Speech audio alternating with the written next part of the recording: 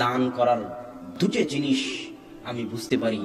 সেটার একটা হচ্ছে দান আপনাকে বিপদ থেকে হেফাজত করতে পারে।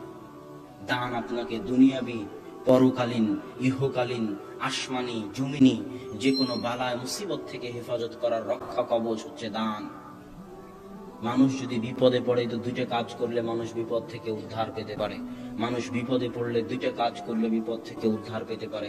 এক, বিপদে পড়া মাত্র অত ডিসি, ওসি, মিনিস্টার, ডাক্তার, আপনার ছেলে অ্যাক্সিডেন্ট করেছে, আপনি মোবাইল ফেলে দিয়ে দৌড়াচ্ছেন ডাক্তারের কাছে, অত তাড়াহুড়ার প্রয়োজন নাই। ডাক্তার আপনার কিছু করতে পারবে না, ডিসি, ওসি আপনার কিছু করতে পারবে না। বিপদে পড়া মাত্র আগে কাকে জানাতে হবে যে আমি বিপদে পড়েছি? আল্লাহকে জানাতে হবে।